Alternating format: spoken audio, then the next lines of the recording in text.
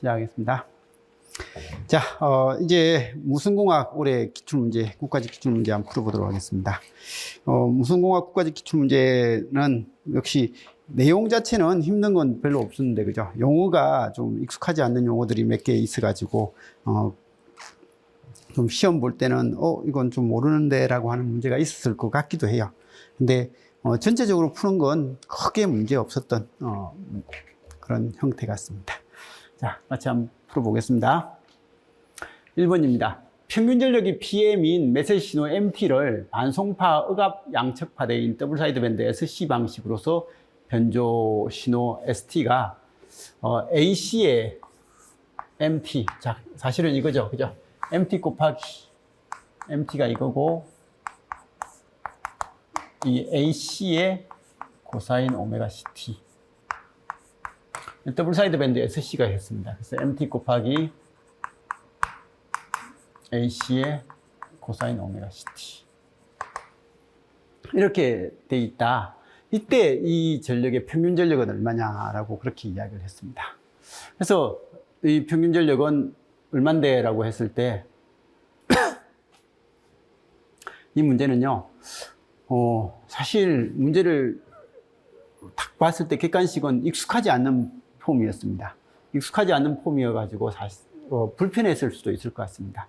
근데 이런 문제는 먼저 이것부터 정리를 하는 거예요. MT를 이렇게 가정을 하는 거예요. VM 코사인 오메가 ST 오메가 MT 라고 그렇게 가정을 하면요, 그럼 PM은 얼만데? 라고 하면 루트 2분의 VM의 제곱이죠. 항상 R은 1로서 정규하니까 2분의 VM 제곱이다 라고 이렇게 된 겁니다. 이게 PM인 거예요. 그럼 이제 얘의 전력은 뭔데? 라고 하면요, 얘는 어쨌든 이게 이렇게 보시는 거예요. 이걸 이렇게 보는 게 아니라 VM의 코사인 오메가 MT AC의 코사인 오메가 CT 이거잖아요, 그죠? 그럼 우리 이건 VMAC의 코사인 오메가 M 코사인 오메가 C 곱해지면요 2분의 1에 코사인 오메가 C 더하기 오메가 M 코사인 오메가 C 빼기 오메가 M 이렇게 되는 거고, 이때 이런 형태의 신호가 있을 때 얘의 전력을 물어본 거예요. 그럼 여기 상측파 전력 구하고 하측파 전력 구하면 되는데, 상측파 전력이나 하측파 전력은 진폭이 똑같으니까 이렇게 되니까 pH는요, 상측파 전력은 루트 2분의, 이게 최대값이 이거니까, 그죠? 최대값이 이거니까 루트 2에 대해서 2분의 VMI VMAC의 제곱. 이게 지금 이제 pH인 거예요. 진폭이 요거니까요. 얘의 최대값이 이거고, 이 최대값이 있을 때 전력을 구하면요, 상측파의 전력을 구하면 루트 2분의 VM 제곱. 그러니까 이게 될 거고, 그럼 얘는 8분의 VM의 제곱, AC의 제곱. 이게 되는 거예요. 근데 이때 2분의 VM 제곱이 PM이라고 했으니까 얘는 4분의 AC 제곱에다가 2분의 VM 제곱이니까 이건 4분의 AC 제곱의 PM. 이렇게 되는 거예요. 이게 상측파니까 하측파도 역시 뭐가 되겠어요? 4분의 AC 제곱의 PM 제곱. PM. 이렇게 되겠죠. 그러면 더블 사이드 밴드 SC 전체는 이 pH하고 P로의 합이니까, 그러니까 이거 더하기 이거 하니까 2분의 AC 제곱 PM. 뭐 이런 식으로 나올 거다라는 것은 대충은 알 수는 있을 것 같습니다. 그죠? 그래서 해낼 수 있는 것 같아서 뭐 크게 문제될 건 아닌데, 익숙하지 않는 보기가 나와가지고 그 보기에 대해서 고민하고 막 그렇게 했을 것 같은 그런 문제입니다. 저도 딱 보자마자 익숙하지 않네 라는 그런 느낌이 들었던 거죠. 자, 대역폭이 10kHz 메시지 신호를 1500km의 일제히 반송파로서 단측파대 변조하였을 때 변조된 신호에 대해서 양의 스펙트럼에서 상측파대 점유 주파수돼요. 이렇게 나왔습니다. MT가 얼마요?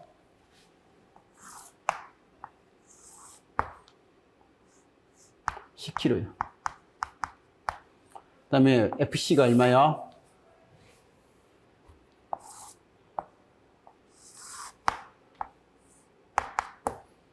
(1500km요)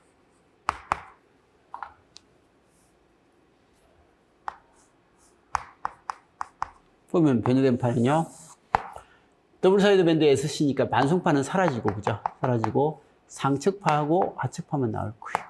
물론 이것도 크기가 저기에서 반이 나오겠죠. 그래서 이게 1500이고요. 이건 1510이고, 이건 1490입니다.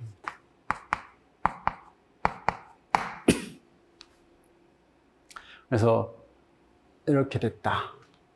이때 스펙트럼에서, 양의 스펙트럼에서 상측파대의 스펙트럼, 이건 하측파대니까 상측파대는 이거의 스펙트럼을 물어봤어요. 그래서 이거의 스펙트럼은 1500에서 1510. 이런 거 구하는 건 사실 아무 문제도 아니었던 것 같습니다. 그죠? 전력 중에서 가장 큰 값, 맨날 하는 거잖아요. 그죠? 10W, 1000mW는 1W, 10dBm은 0.01W, 0dBm W는요 1W. 그죠? 그래서 10mW고요.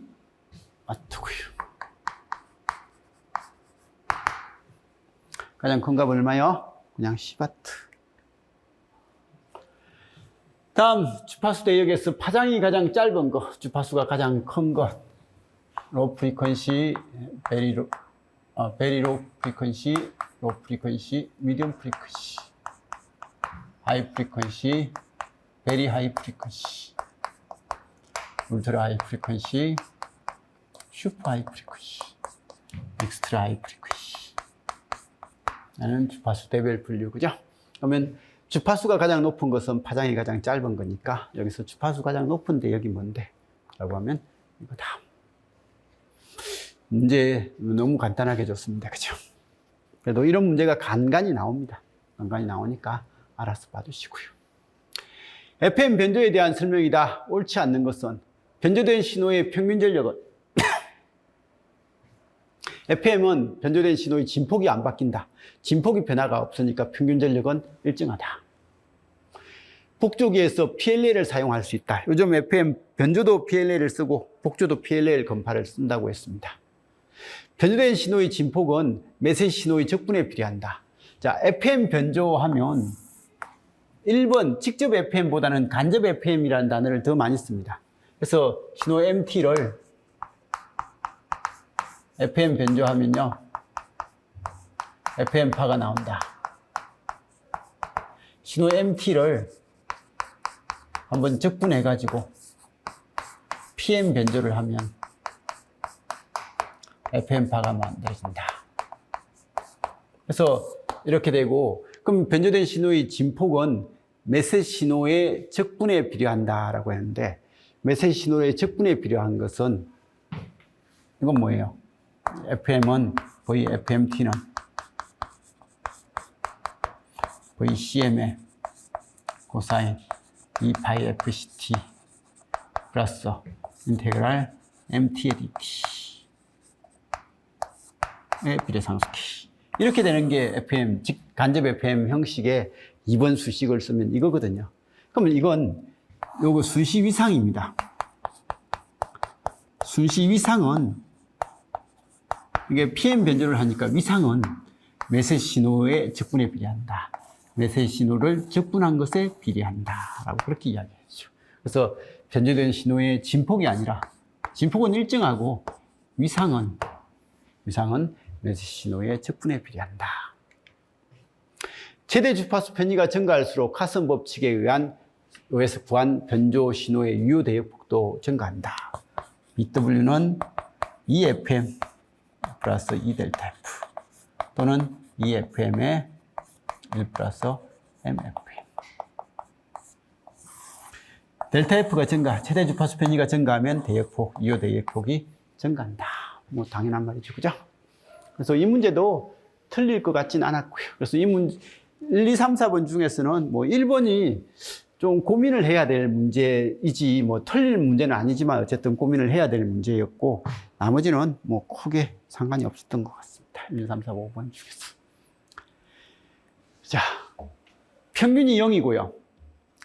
평균 전력이 1W인 정규화된 메시지 신호 MT를 평균 전력이 10W인 반송파를 이용하여 반송파 전송 양측파대 방식으로서 변조한다.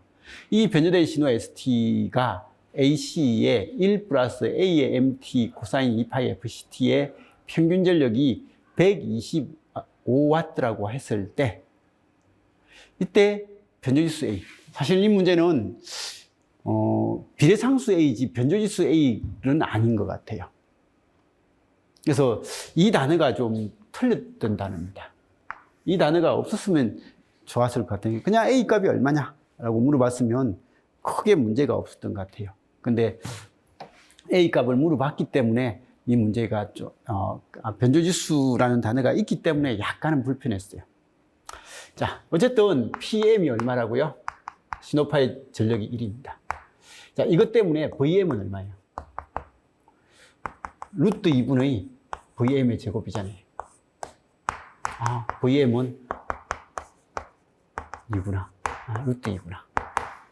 그래서 이 문제는, 신호파의 최대값이 루트 2구나. 라는 걸 알고는 있어야 됩니다. 자, 그리고 PC가 얼마요? 100W예요. 그럼 PAM은요? 이건 지금 이제 더블 사이드 밴드 LC니까 PAM은 PC의 1 플러스 4분의 M제곱, 4분의 M제곱이니까 2분의 M제곱이다. 이거 우리가 다 아는 거예요. 그래서 다 아는 내용이고, 이게 지금 이제 얼마요? 125W가 된다. 그러면 이렇게 되니까 이 값이 얼마요? 100이니까 1 플러스 2분의 M제곱이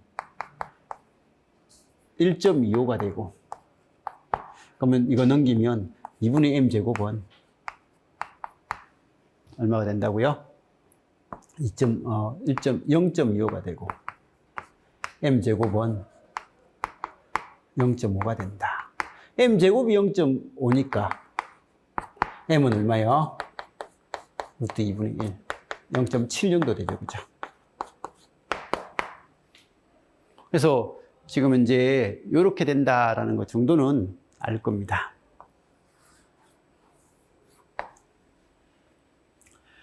저기요. 한 3시에 할 거예요. 앉아 있으려면 있고, 나가도 되고, 그 마음대로 하세요. 자, 아무튼, 이렇게 돼가지고, M이 루트 2분의 1이에요. 그래서 변조지수가 여기에 A 없이 변조지수는 이라고 물어봤으면 루트 2분의 1이 답일 수도 있어요. 근데 그래도 다행히 루트 2분의 1은 답이 없잖아요. 그죠? 그러면 답이 없으니까 얘는 뭐가 된다고요? 1 더하기 얘가 A 곱하기 루트 2 코사인 오메가 CT 이렇게 되잖아요. 그죠? 근데 변조지수는 이게 1일 때 여기 있는 이 값이 변조지수 M인 거예요. M이 돼가지고 A 루트 2A가 M이 지금 이제 루트 2분의 1이죠. 그죠? 그래서 A는 얼마요?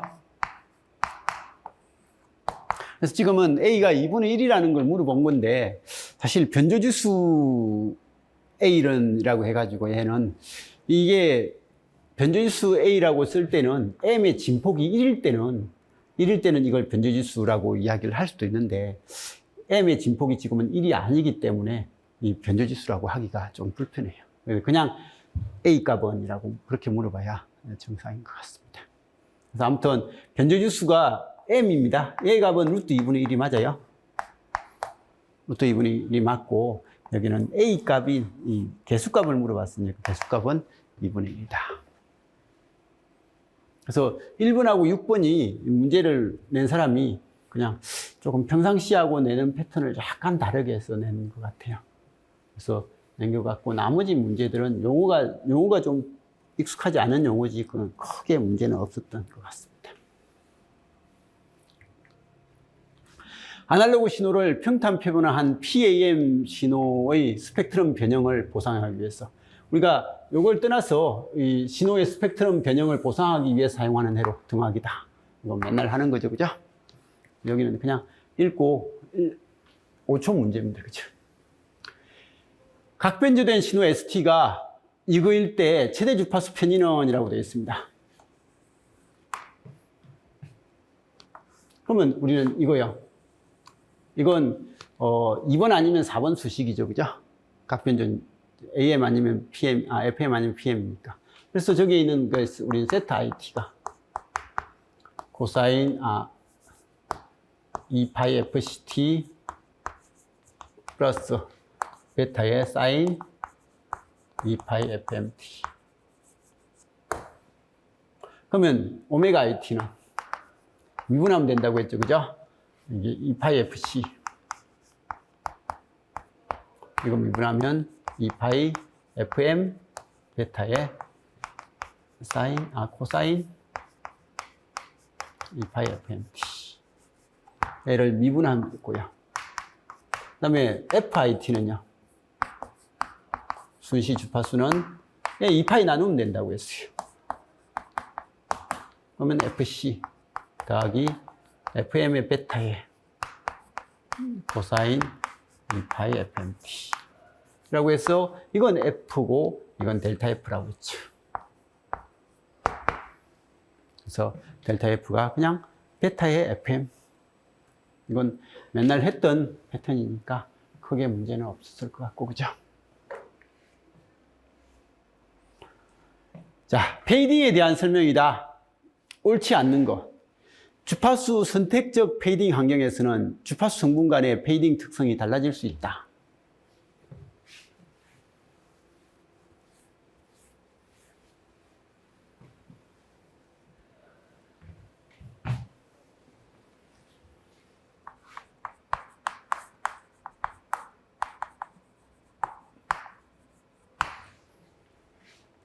딜레이 스프레드, 그죠? 지연 확산이 일어나면, TD가 일어나면, 이 TD에 의해서 TD분의 1이 뭐야? BC가 된다. 근데 이 BC, 상관대역이라고 했죠?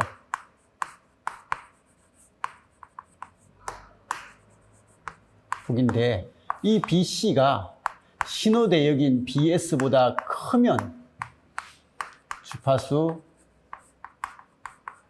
비선택적 페이딩이고 BC보다 BS가 더 크면 주파수 선택적 페이딩이라고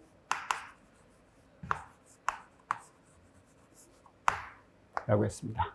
이건 뭔데라고 하면 신호대역이 요만큼일 때, 그죠? 상관대역이 요만큼이면 이 부분까지는 동일한 특성이 나오는데 이 주파수일 때 이 주파수 영역은 어떻게 나올지 모른다는 거예요. 그래서 이 주파수에 따라서 특성이 달라질 수 있다. 주파수 선택적 페이딩이라고 했죠. 그래서 여기에 있는 주파수 선택적 페이딩 환경에서는 주파수 성분 간의 페이딩 특성이 달라질 수 있다. 이렇게 돼 있는 거. 그 말을 나타내는 거고요. 다중경로의 채널의 시간 지연 확산은 이 지연 확산이죠, 그죠? TD입니다. 주파수 선택적 페이딩을 일으킬 수 있다. 그래서 지연 확산이 뭐보다 커지면요? TS, 신호 심볼 주기보다 이게 더 커지면 주파수 선택적 페이딩을 일으킬 수 있는 형태가 되더라.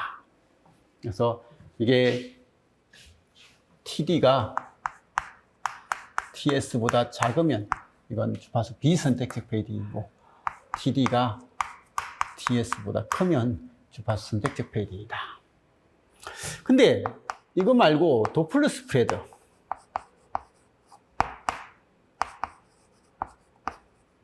FD가 있다고 했습니다. 그리고 이 FD분의 1을 TC라고 하고 우리는 이건 상관시간이라고 했고요. 이 TC가 심볼 주기보다 더 클 때는 시간 비선택적. 근데 TC가 심볼 주기보다 더 작으면 이건 시간 선택적 페이딩이다.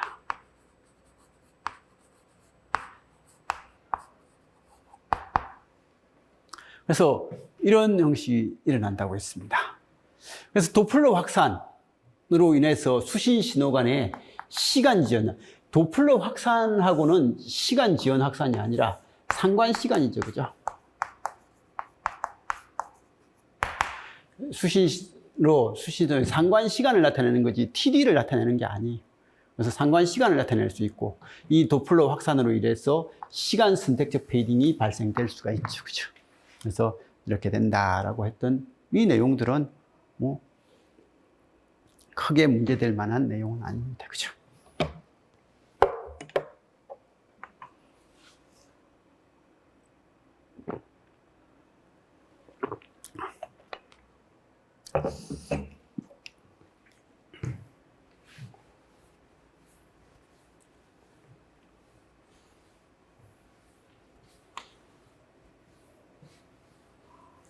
의사에서도 이런 것들을 많이 해봤죠. 자, 이것도 많이 했던 겁니다. 그죠? 그림과 같이 수신기가 속도 V의 속도로 화살표 방향으로 이동하면서 정지된 송신기로부터 주파수가 여기서 이렇게 전파를 쏘아주는데 F0의 신호를 받고 있다. 이때 이게 이런 속도로 달리고 있는데 달리는 속도가 30도다. 30도일 때 도플러 스프레더는 FD는 뭐예요? 람다분의 V 코사인 세타다. 맨날 이야기했던 겁니다. 그럼 속도는 30이고요. 자, 주파수가 얼마요? F0가 600메가네요. 그럼 람다는요? 2분의 1이죠, 그죠? 여기는 2분의 1. 코사인 30도.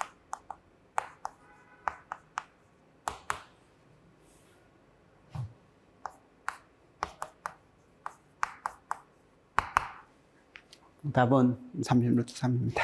아무 문제될 내용은 아니죠, 그죠?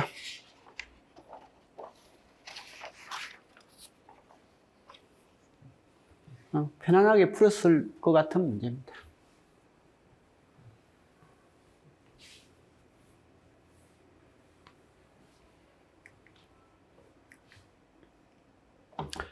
시간 영역에서 연속 신호 GT가 싱크 ET인데 이때 이 신호의 에너지는 이라고 되어 있습니다.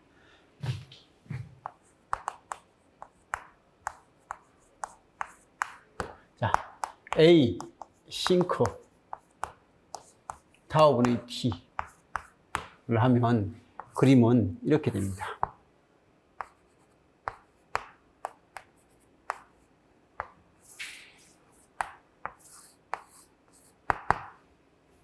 이게 A가 되고 있어.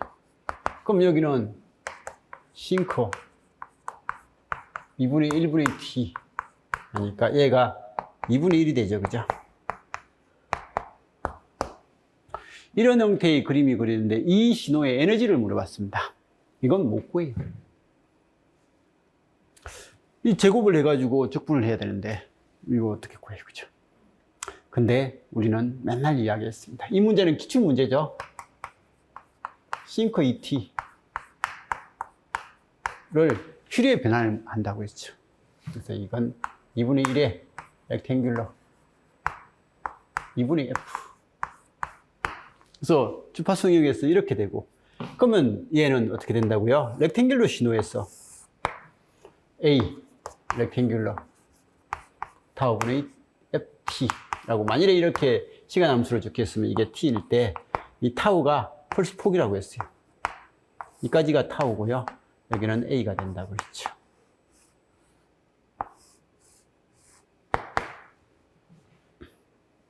그러면 여기는 2분의 1의 렉탱귤러 EF니까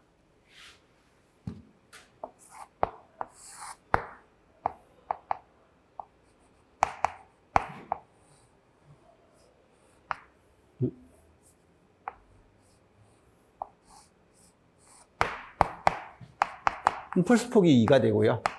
높이는 2분의 2입니다. 자, 이게 FF거든요. 그러면 이 FF의 GF라고 해야 되나요? 저기 GT라고 되어 있나요? 이게 GF거든요. 그럼 여기에 에너지는 뭔데? 라고 하면 얘를 제곱을 해가지고요.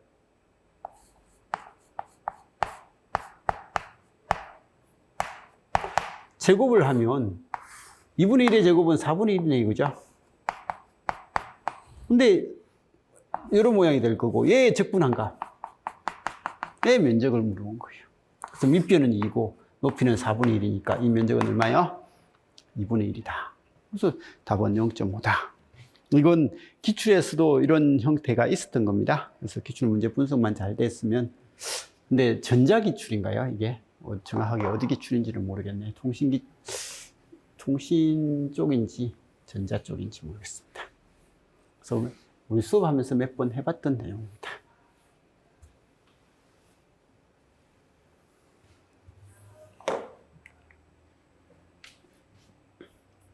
자, 문제 풀면서 제가 이 문제는 답을 어떻게 해야 되지, 두 개 중에 뭘 해야 되지라고 고민했던 문제가 12번입니다. 그래서 12번인데 이 12번 빼고는 사실 문제가 뭐 이거겠지라고 하는 것들은 다 그냥 일반적인 형태인데 12번이 고민을 좀 해야 될 문제 같습니다.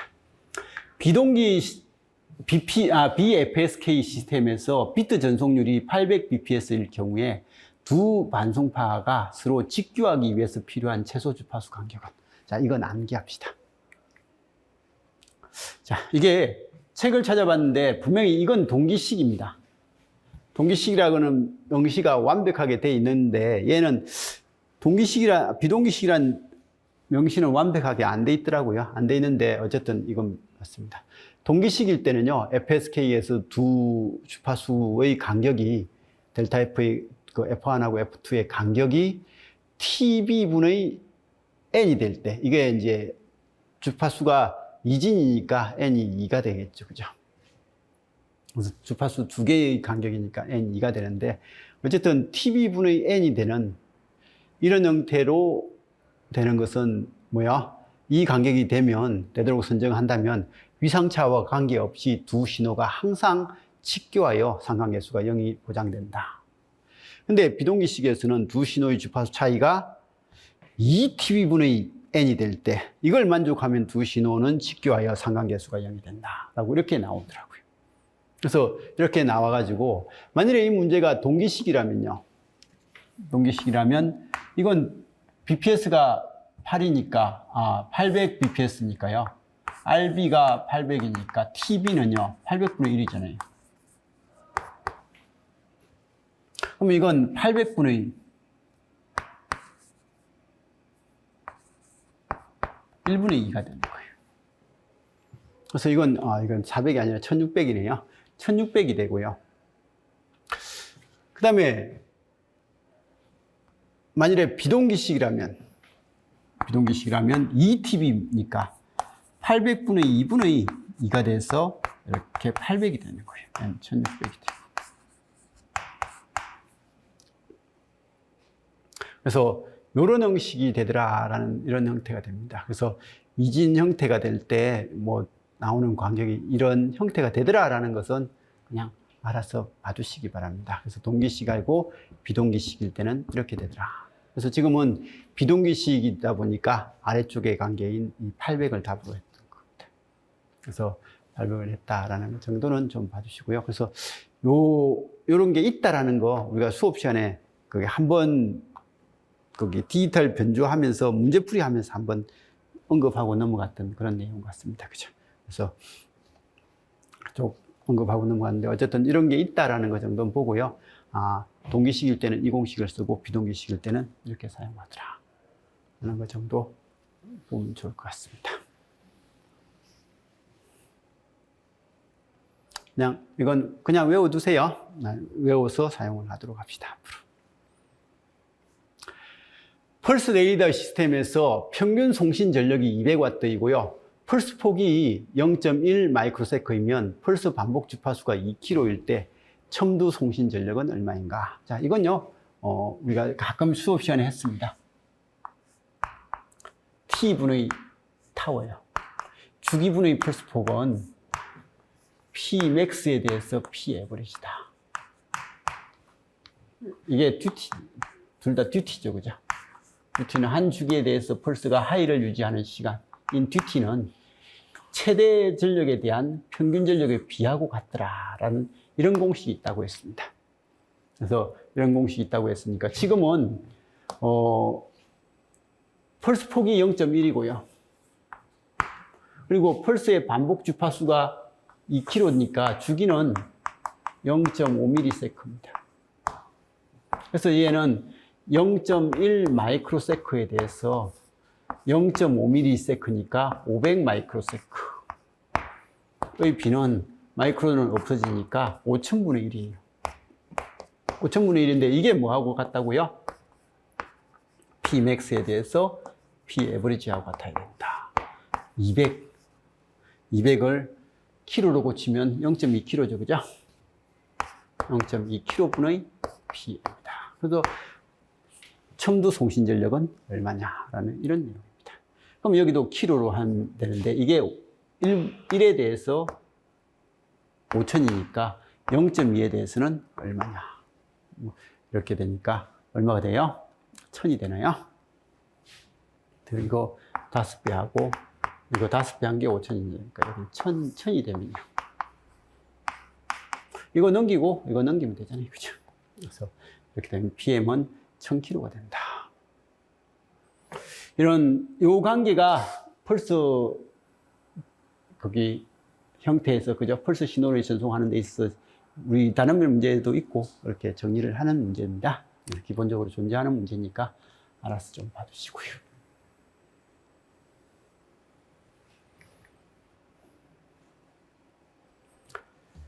자, 14번입니다.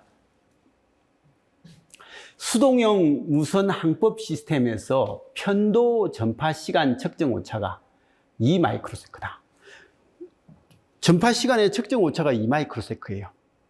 근데 이게 편도, 여기서 여기까지 가는데 측정 오차가 2 마이크로세크잖아요. 그죠?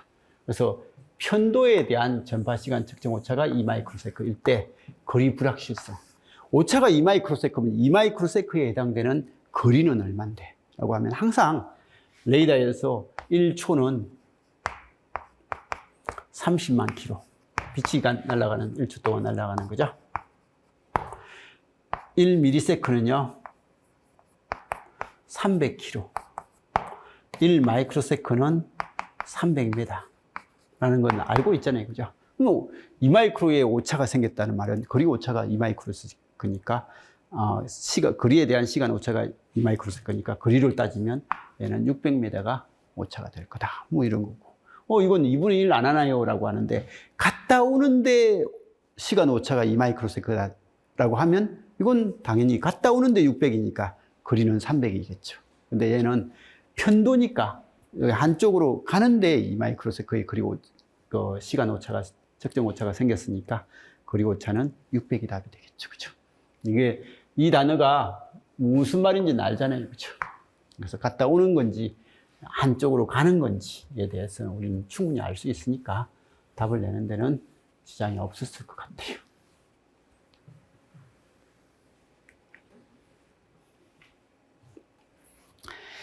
자, 자유공간에서의 전파 모델에 대한 설명이다. 옳지 않는 것은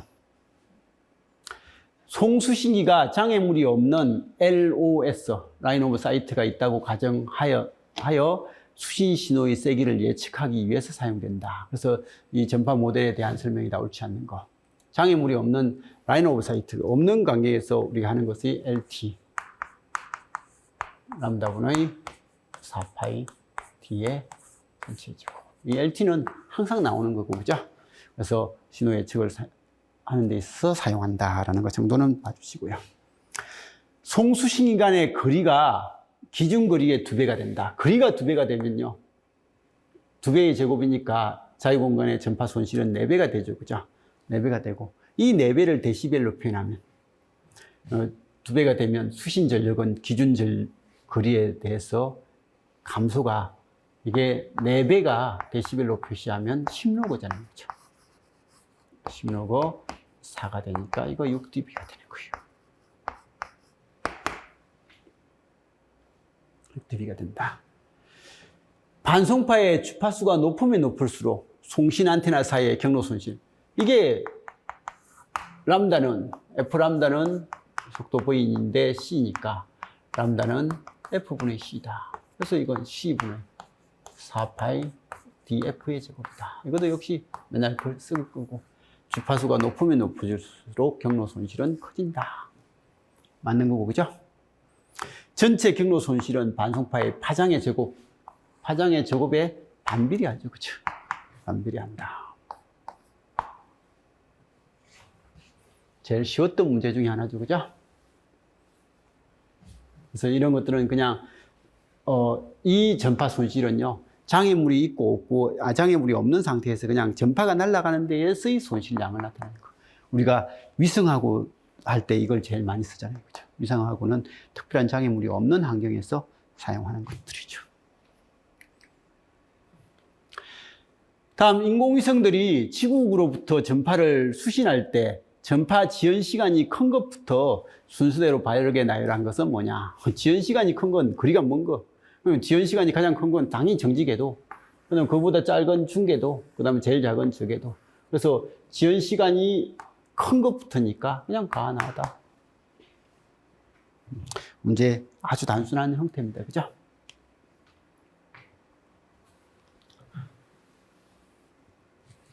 자, 17번입니다.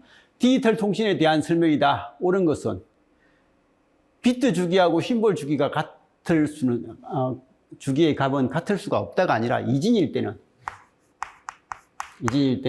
TB하고 TS가 같죠.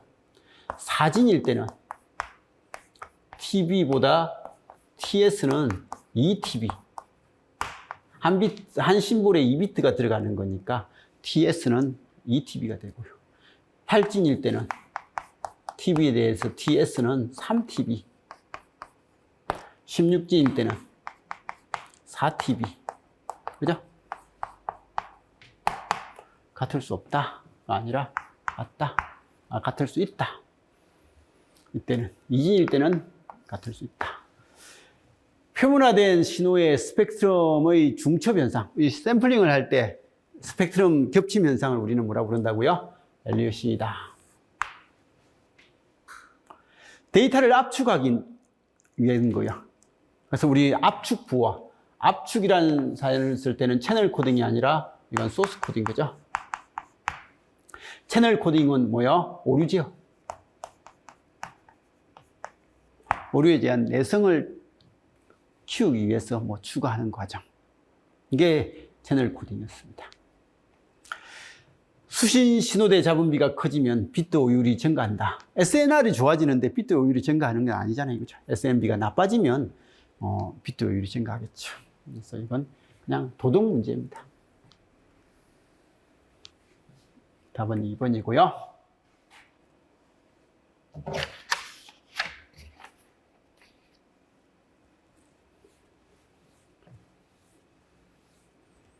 이 문제는 용어가 뭔지 몰라가지고 답을 잘 못 냈을 것 같긴 해요. 그렇지만 리듬을 잘 아는 사람들은 충분히 찍었을 문제, 쉽게 찍었을 문제인데 리듬을 잘 못한 사람들은 이 문제를 좀 찍었을 때 틀렸을 수도 있겠다라는 생각이 들었던 문제입니다.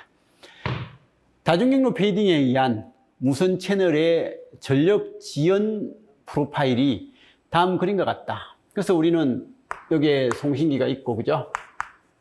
여기 수신기가 있는데, 여기가 땅 쏜 시점이 이건 거예요. 땅 쏜 시점이 이건 거거든요. 근데 이제 여기에 리시브가 되는, 수신되는 시점에서 얘가 바로 오는 애도 있을 거잖아요. 그죠? 그게 이거라는 거예요. 그럼 이게 전파 지연 시간인 거예요. 아무런 경로가, 다른 경로가 없더라도 무조건 일어나는 전파 지연입니다. 근데 얘가 이렇게 왔어요. 이렇게 온 애가 이게 왔다는 거예요. 그래서 이 1번이라는 처음 온 이 신호는 바로 온해예요. 그리고 이렇게 온해는 이겁니다. 근데 얘는요, 얘는 이렇게 왔다는 거예요. 그래서 얘가 1, 2, 3, 4 이렇게 왔다는 거예요. 이렇게 왔다라고 했을 때 얘는 이제 다중경로 멀티패스가 생김으로 해서 지연이 추가된 지연 시간이 더 된 거죠. 그죠? 경로가 길어짐으로 해서 지연이 좀 많이 일어난 거잖아요. 그죠? 그래서 이렇게 됐다. 이때 이 채널에 평균 지연하면요. 평균 지연은, 이게 요만큼, 요만큼 해가지고 1, 2, 4 해가지고 1 더하기 2 더하기 4 하니까 7이고, 7에 대해서 3분의 7, 3개가 있으니까 3분의 7, 뭐 이렇게 해서 할 수도 있을 것 같습니다. 근데 지금은 평균 지연이 아니라 평균 초과 지연을 물어봤어요. 초과 지연이란 말은 바로 오는 것에 비해서 초과된 지연을, 얘들은 요만큼 늦어졌고 얘는 요만큼 늦어진 거예요. 요만큼 늦어지니까 이건 1 늦어졌고요. 얘는 요만큼 늦어지니까 3 늦어졌어요. 그러면 이때 초과 지연된 것은 1하고 3이 있는데 2개 있으니까 2분의 1 더하기 3 하니까 답은 2. 그냥 이게 답인 거예요. 그래서 이런 식으로 그냥 답을 내시면 되는 건데 이걸 다르게 생각했으면 답이 엉터리 답이 나올 수도 있을 것 같긴 합니다. 그래서 답이 있죠, 그죠?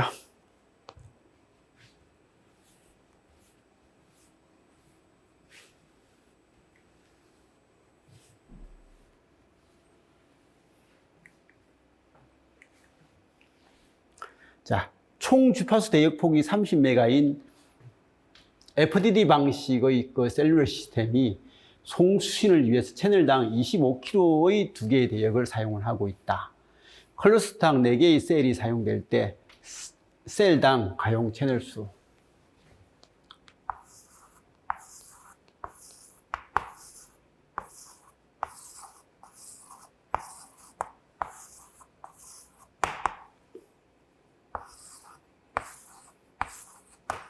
근데 클러스터가 지금 이제 셀 클러스터가 4개라고 했어요.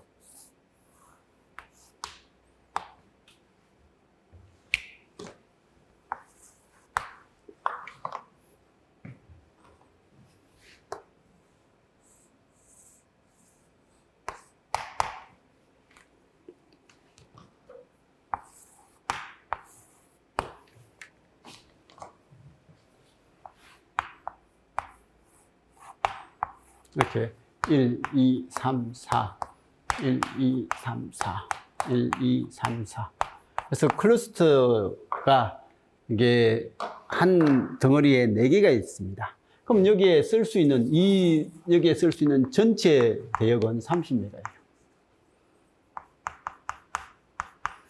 30메가인데 4개 쓰는 거예요. 그러면 이 하나의 셀에 쓸 수 있는 가용 주파수 대역은 얼마라고요? 4분의 3C. 하니까 7.5메가를 쓰는 거예요. 그래서 한 셀에 쓸 수 있는 주파수 대역이 7.5입니다. 그러면 하나의 셀당 채널 수가 몇 개인데? 라고 그렇게 물었습니다. 한 셀당 채널 수가 몇 개냐? 보호대역 없다. 근데 FDD 방식을 하니까 하나의 셀에서요, 얘가 데이터를 단말기가 보내오는 주파수, 받는 주파수를 서로 다르게 하잖아요. 주파수를 같게 하는 게 아니라 주파수를 다르게 하거든요. 그리고 한 채널당 25kg를 쓰는 거예요. 그러면 한 사람당 통신을 하려면 50kg가 필요해요. 한 채널은요. 근데 이 셀에 쓸 수 있는, 기지국이 쓸 수 있는 최고 주파수는 7,500kg예요. 그러면 이건 몇 채널이냐? 라는 그런 내용이죠. 그죠? 한 셀당, 한 채널당 50kg니까, 그럼 7,500이니까 나누면 150인가요? 그래서 150 채널을 사용을 할 수 있다. 즉, 하나의 기지국 안에 150명을 쓸 수 있다. 라는 그런 말이겠죠. 그죠? 어려운 문제는 아니었습니다. 기본 개념만 알면 되는 문제죠. 그죠? 자, 20번입니다. 전자파에 대한 설명이다. 옳지 않는 것은 뭐냐? 일반적으로 대기 중에 전자파 굴절율은 고도가 높아지면 높아질수록, 우리가 대기에서 전파 이야기할 때 올라가면 올라갈수록 굴절율이 어떻게 된다고요? 작아진다고 했어요. 거기 매질이 작아지니까. 그래서 굴절율이 작아지고, 이 위에 올라간 하늘에 올라갔습니다. 즉 저기 대기권 바깥쪽으로 가면 진공, 그냥 우주 공간이 되면 거기는 매질이 없어가지고 굴절율이 완전히 1이죠. 얘는 1보다 약간씩 커지고요. 그래서 약간씩 커지니까 고도가 높아질수록 커진다. 아니라 작아지죠. 그죠? 전자파가 지면에 닿지 않고 도달할 수 있는 최대 거리를 전파의 그 가시거리다라고 했습니다. 그래서 지구가 여기 있을 때 여기서 안테나를 가지고 쏘면 수신 안테나가 딱 요거일 때 보낼 수 있는 최대 거리. 이게 기하학적 가시거리가 아니라 뭐 지구 반경 계수, 그죠? 등가 지구 반경 계수를 고려해서 이렇게 하면 이게 전파 가시거리가 나온다. 이렇게 이야기를 했습니다. 송신된 후에 대지면이나 다른 물체와 접촉하지 않고 수신기에 도달하는 전자파를, 그러니까 대지면도 다른 물체도 접촉하지 않고 바로 오는 것이, 이게 직접파죠. 그죠? 그래서 여기서 여기까지 딱 바로 오는 거, 직접파. 전파가 진행하는 경로상에서 장애물 등의 돌출 부위가 있을 때 휘어지면, 이게 굴절율이 달라서 휘어지는 현상은 굴절이라고 했고, 지금 이제 서로 다른 매질에서 일어나는 것은 굴절인데, 지금처럼 같은 매질에서 이 돌출부 같은 거 이런 게 있어가지고 휘어지는 현상은 회절이다라고 그렇게 이야기를 했습니다. 그래서 굴절과 회절 뭐 이 이야기 제가 제일 많이 이야기했던 내용들이죠. 그죠? 그래서 아무튼 답은 1번입니다. 그래서 문제가 뭐 엄청 힘들었다라고, 그러니까 몰랐다라고 할 수 있는 것은 18번 하고요. 18번하고 아까 뭐 12번 정도 빼고는 그냥 나머지는 할 수 있었는데, 6번 같은 경우에는 문제가 우리가 변조지수라는 단어가 없었으면 A를 쉽게 구했는데, 이 변조지수라는 단어를 써버렸기 때문에 0.707, 0.7이 아닌가라고 고민했던 사람들도 있었을 것 같고, 1번 같은 경우는 평상시에 보던 폼이 아닌데 라고 해가지고 그걸 생각을 했다면 약간 힘들었을 것 같고, 나머지는 뭐 그냥 평이했던 그런 형태의 문제 같습니다. 그래서 문제 그렇게 힘들지 않게 풀었을 형태 같습니다. 자, 아무튼 시험 보시느라고 고생하셨고요. 이제 남은 시간이 그 지방직 시험 때까지 열심히 준비해서 지방직 잘 봐주시면 좋을 것 같습니다. 국가직은 일단 끝났고요.